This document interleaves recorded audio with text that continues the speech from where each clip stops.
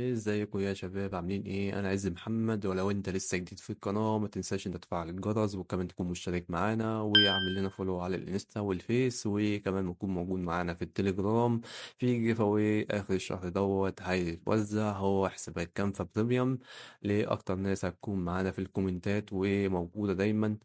ما تنساش انت تشوف الفيديو ده للاخر من اول دقيقة لحد اخر دقيقة وتهتم بكل تفاصيل. لو انت لسه جديد برضو معانا فالشرح ده هيكون ليك وتكون بداية ليك انت تحقق اي ربح من النت. ده موقع صغير انت هتستخدمه، هو الربح عن طريق انت تشاهد اعلانات.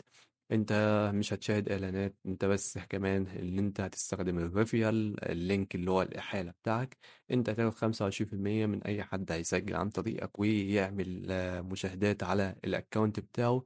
ولما يسحب الارباح انت تلقائي هو بيعمل ارباح، انت بيتحول لك ارباح على الاكونت بتاعك. ايه تاني ممكن نستفاد؟ هنستفاد النهارده من الشرح دوت ان احنا هنشتغل على برنامج سيناتور ديماتور. طبعا ده برنامج غني عن التعريف، موجود عند دكتور فرفر مجاني 100%. وده بديل برنامج بنفليكس عشان تنشر بيه البنت اللي احنا بنعملها بننزلها على بنترست. فايه تاني ممكن نعمله؟ هنعمل ازاي هنعمل فولو، وبعد ما يعمل فولو يعمل كومنت عن صاحب الفولور دوت. وكمان هنستهدف الفولور دولت، احنا عايزين الفولور ناس مهتمة بالحاجة اللي احنا هنتكلم عليها. فمش عايز احرق كتير، تعالوا اقول لكم ازاي تعملوا $5 ولا $4 في اليوم بأسهل طريقة ممكنة. يلا بينا نبدأ الشرح بتاعنا، وما تنساش تصلي على النبي وده أهل فلسطين. ويلا بينا. ايه ازيكم عاملين ايه؟ انا عز محمد وده شرح جديد ازاي تحقق $4 في اليوم عن طريق انك تشاهد اعلانات او تشاهد فيديوهات على اليوتيوب، وهو يحسب لك الكلام دوت بالفلوس. هنا طريقة السحب هي طريقة السحب عن طريق باير، عن طريق USDT، عن طريق عملة بيتكوين، في تارون، في دوج كوين، في يوزيتي، في بوم بوكس، في بريفكت ماني. هنا برضو بيقول لك الليميت برضو. هنا عندك الليميت اليومي للسحب هو $20. انت هنا هتشتغل، يا اما تشتغل بالطريقة دي تضيع شوية وقت في المواصلات. الفيديو دوت مش بس الناس اللي هي بتسوق، لا، الناس اللي هي ممكن مش عارفة تسوق دلوقتي بس ممكن تعمل أي حاجة تحقق منها ربح. الفيديو دوت هيحقق لك الربح دوت من خلال انك تشاهد الفيديوهات وانت بتضيع وقت في المواصلات، في المترو، في الأتوبيس، وانت رايح كليتك، وانت في المحاضرة مش فاهم حاجة، تفتح تشغل لك فيديو وتستنى ال10 ثواني يخلصوا ويبدأ إن هو يحسب لك الأرباح بتاعة الفيديو دوت. زي ما انت شايف كده، بتفتح بتكون فيديوهات عادية جدا ما فيهاش أي حاجة.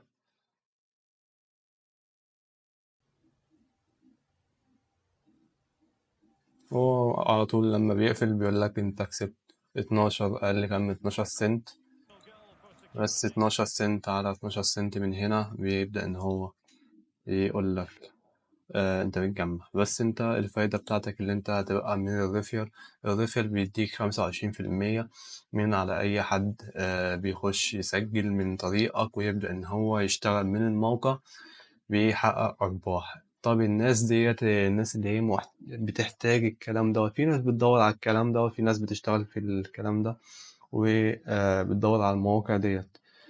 ما تخليش حد يقول لك في موقع تحط فيه فلوس، الموقع ده وانت مش هتحط فيه فلوس. الموقع ده انت تفتح تشوف اعلانات وبس كده، بتاخد كوينات. الكوينات دي او البوينتات دي بتتحول لفلوس. هنا عشان تاخد الريفل بتاعك تاخده كوبي من هنا، تبدأ انت تختصره، تبدأ انت تسوقه. هتسوقه فين؟ عندك الفيسبوك، عندك بنترست، عندك تويتر.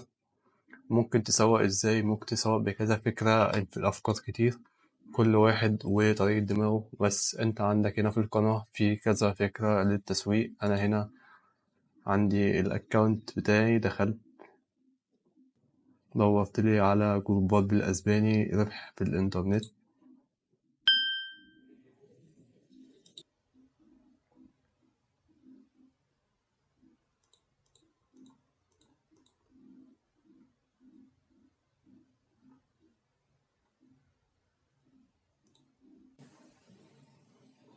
جروب زلال بتاع بيتكوين أصلا.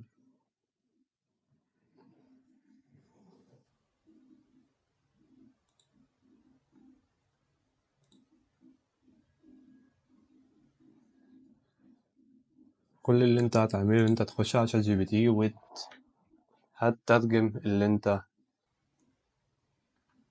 عملته. انا هنا كتبت ربح وبتاع وعملت وصف. هبدأ ان انا اخد الكلام ده واروح اعمل ديزاين. عملت ديزاين زي كده، ديزاين بسيط. ممكن مثلا اعمل حاجة تانية.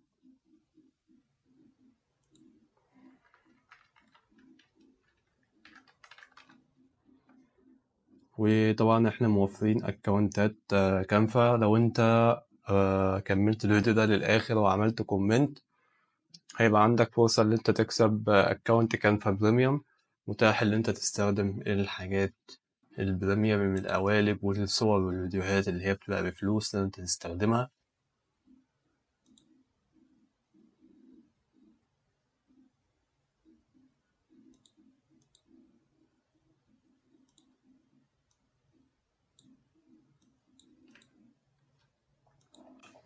تمام، يعني انا شايف الديزاين ده. في عندك قوالب ممكن تستخدم القوالب ديت. في عندك حاجات كتير ممكن تستخدمها على كانفا. انا خلصت الديزاين دوت. هبدأ ان انا اخد الديزاين بتاعي وانزل وصف ومش هحط لينك. اخلي اللي يكلمني ابعت له اللينك. طبعا في جروبات الادمن بيكون قافل فيها البوستات بالمراجعة. في جروبات تانية شغالة فيها النشر وفيها تفاعل. فيعني اهو جروب اهوت شغال فيه نشر. آخر بوست نزل 6 أيام وعليه 162 كومنت. طبعا كل واحد وطريقته وكل واحد بتفكيره. أنا هنا عندي كورة ده بتاع أسئلة. نزلت سؤال، دخلت هنا اخترت اللغة. أنا حاطط لغات كتير، دخلت هنا اخترت اللغة مثلا الأسباني ونزلت سؤال روح الإنترنت وجاوبت على نفسي، بحيث إن أي حد يجي يجاوب بيشوف الكومنت إن أنا عامله وده اللينك موجود بتاع الريفير بتاعي.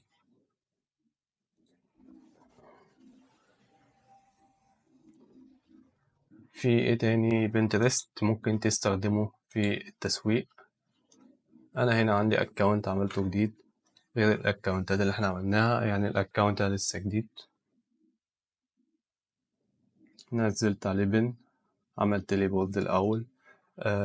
كريت البولد. البولد بيتكريت من علامة الزائد ديت. بتخش هنا على المحفوظ وتعمل كريت بولد لوحة وسميتها ربح من الانترنت ونزلت فيها بوستات. أول بوست نزلته وربطته باللينك بتاعي. طيب عايزين نعمل الكلام هنا على بنترست بالبوت. عندك طريقة للبوت إن ممكن تعمل كومنت وتعمل فولو. إزاي؟ هخش أنا هنا على الأكاونت بتاعي بتاع بنترست. هنا بخش هنا بختار بنترست وبضيف الأكاونت بتاعي من edit أكاونت، بحط الميل بحط الباسورد وأدوس سيف وهو بيعمل لوجن لوحده. بيفتح معايا الأكاونت بيقول لي ساسكس. خلاص بعمل هنا جروب فولور وبختار اليوزر اللي أنا عايز أستهدفه أو الكلمة المفتاحية. أنا هنا اخترت مثلا someone followers واختار اللينك مثلا بتاع الشخص ده هو بيتكلم على الربح من الإنترنت وصناعة المحتوى. بخش هنا edit، بجيب ناس تاني مثلا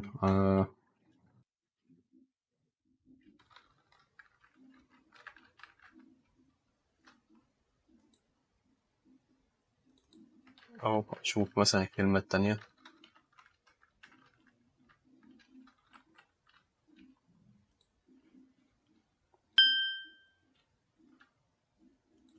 وأعمل الكلمة دي برضه يعني الكلمة دي بتبقى كلمة مفتاحية. في ناس هنا منزلة. أخش مثلا على من الأكونت دوت، غرائب وعد عنده 8000 فولور، بيجيله 800,000 فيو شهريا.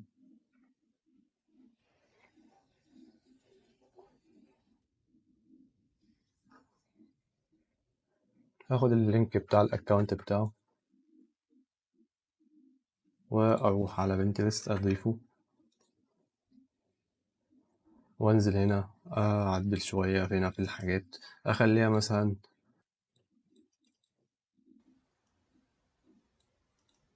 17 ثانية ل25 ثانية حلوين. أخلي الجوب هنا عندي عالية شوية يعني، أو أخليها هنا الفولور مثلا لما يوصلوا 200 أو 2000، يوصل مثلا إن هو يعمل 200 فولور ل 2000 يوزر، إن هو يوقف. أعدل هنا الفيو في الساعة، خلي هنا الفولور بعد ساعة يبقى مثلا 10,000، أو خلينا مثلا نزود هنا في الأسبوع عشان الساعة تشتغل، إن أهم حاجة هي الساعة هنا.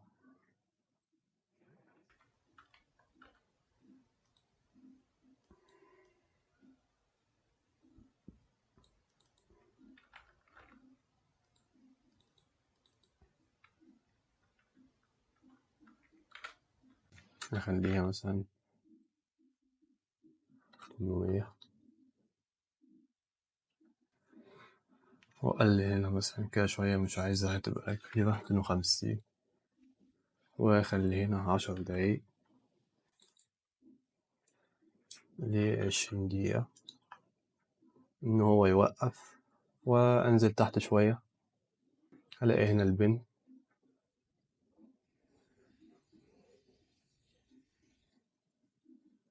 من 10 ل20 بن. عندي هنا البن، طيب النوع بتاع البن،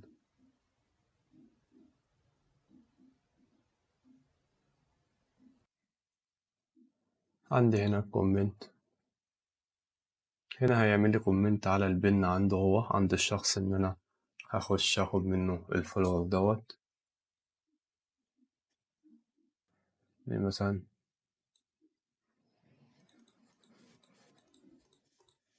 20 بن، 29، لكل بن 5 ثواني ل10 ثواني، وأبلود الكومنت بتاعي. أحط هنا الديسكريبشن، وأدوس على علامة السيف ديت. بعد ما دوست على علامة السيف ديت، بدوس كرييت، أختار الأكونت بتاعي وأدوس كرييت هنا. خلاص الأكونت بتاعي اتعمل. نزل الكامبين بتاعتي هنا،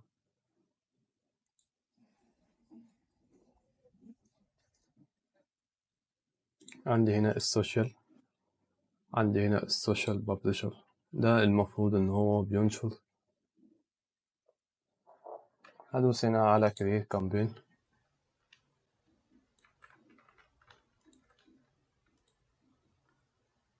وهنعمل هنا البوست كونفيجريشن. هضيف هنا التايم بتاعي، أنا عندي التايم عندي الساعة 2:50. نبدأ إن احنا نضيف الوقت، مثلا خليه يبدأ على 53 ثانية، وأخلي الإند بتاعتي الساعة 5 مثلا. أعلم على بوست publish a post list them on select divisions، يعني أنا لو عندي كذا division عايز أنشر فيها الأكونتات أو البوستات ديت، بعلم على division وهو بينشر فيها. هنا عندي configuration تانية، ولو عايز تعدل أو تضيف حاجة بتضيفها. هعلم هنا على delay between posts، كل بوست ينزل بعد قد إيه. هنا publish campaign، خلي هنا 1، يبقى هنا عندي من كل 5 دقايق ل10 دقايق بينزل بوست على بنترست في البورد اللي احنا عملناها. هنا نسمي الكامبين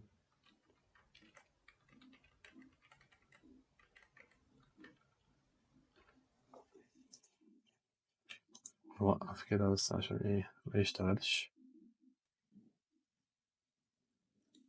البوست مانجر بتاعنا. هنختار الميديا، هننزل ونختار بالشيفت كده على آخر واحد هيعلم عليهم كلهم، وهنضيفهم هنا. اتضافوا معانا. عايزين نعمل سيف، اكونتاتنا تمام. دوت الجروب بتاعنا تمام كده. سيف هيقول لي هننشر بوست بندنج هضيفهم في الدرافت، وهدوس سيف. خلاص كده الكامبين اتعملت. هبدأ إن أنا أستنى التايم بتاعي يجي ويبدأ إن هو البوست ينزل. هنا على 53 ثانية يبدأ إن هو ينشر.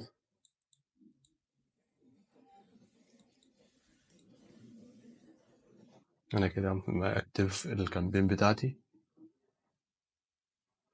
أول هنا ما ينشر نحل مشكلة الكومنت اللي بيعمل فيل. هخش على بنترست من هنا وأجيب الكامبين بتاعتي وأفتحها. أدوس على هنا edit.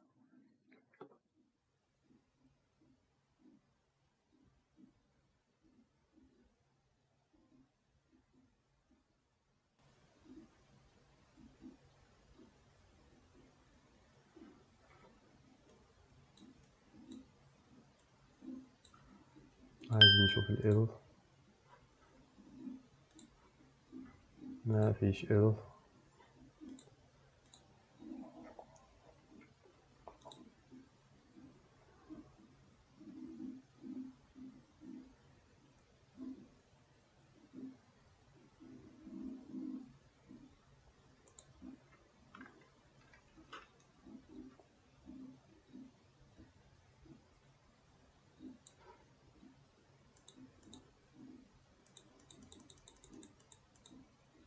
يعني هو ممكن يكون واخد حظر، فاحنا هنزود التايم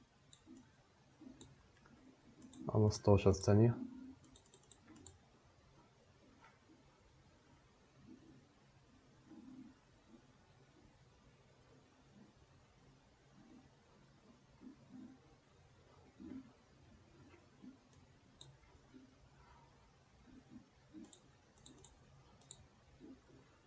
ابديت.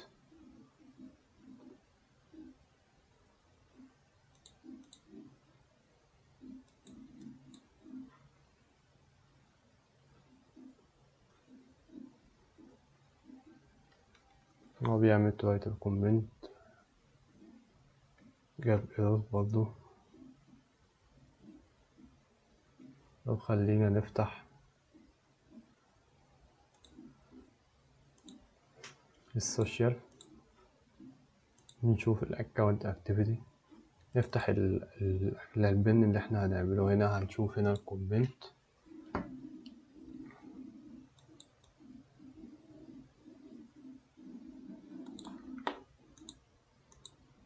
هشوف الاكونت كيورد. خلينا هنا نعمل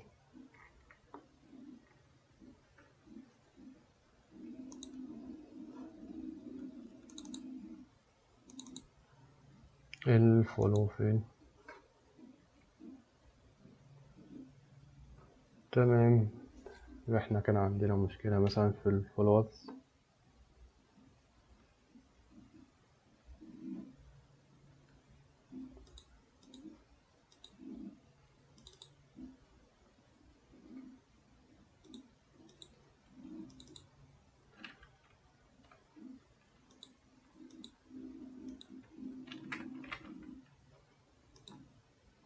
نختار هنا followers of someone follows وأدت. نعمل سيف. إذا كان زرار إذا كان السيف.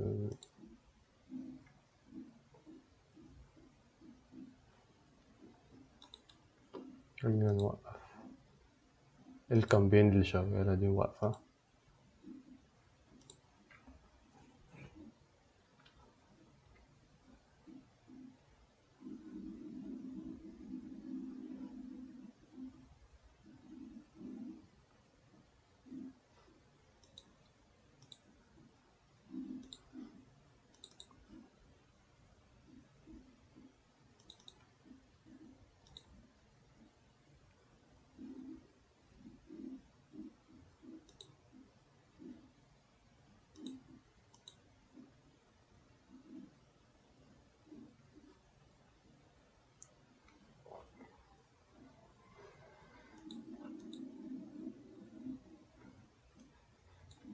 هنبدأ هنا نعمل إن احنا نحولهم send to pending. هما كده بقوا في البند، مستنيين هما يتحولوا بابلشر بالبوت.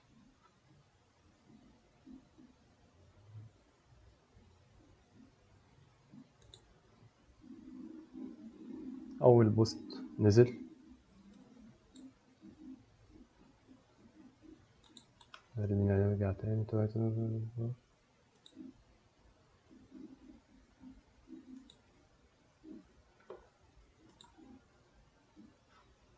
قال لي تمام، نزل بوست.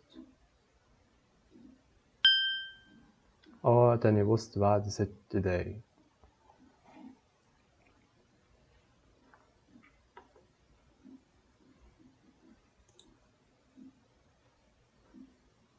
خلينا نحل مشكلة الكومنت. خلينا افتح فورست كومنتس واختار. هنا مش موجود.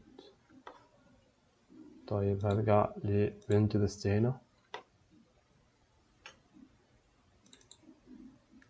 عندنا الكامبين edit.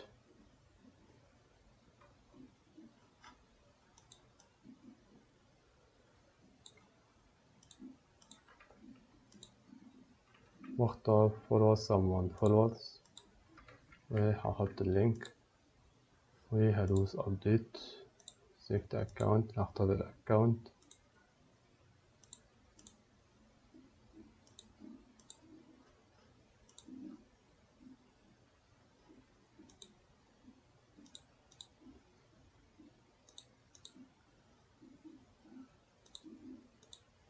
مش عايزين ده خلاص.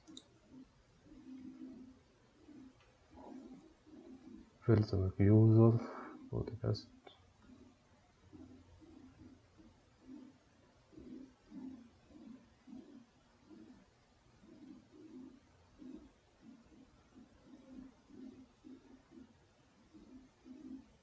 خلينا نقفل البودكاست عشان نشوف.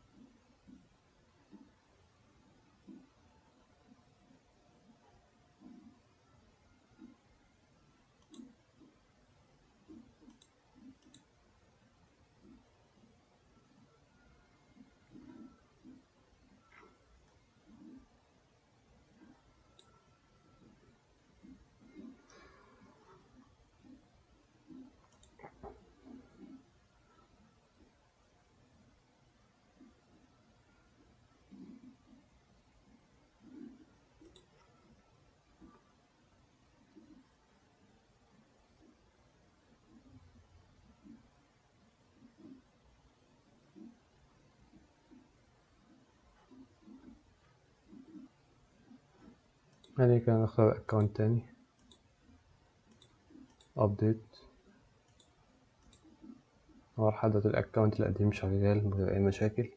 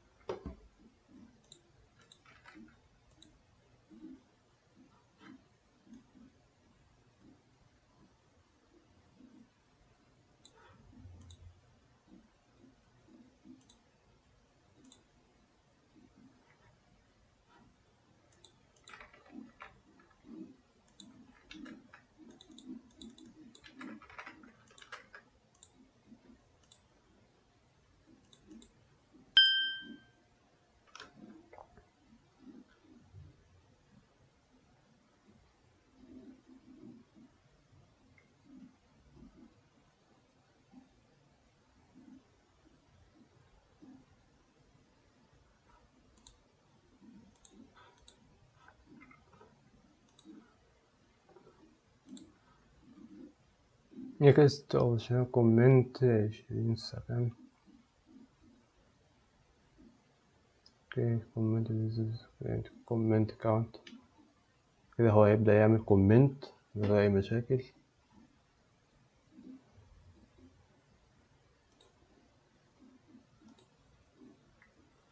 عمل الكومنت تمام.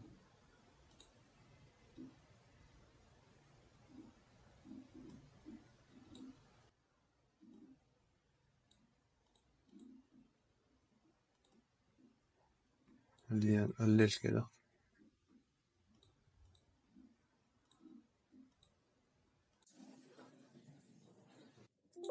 خلينا نختار اكونت تاني.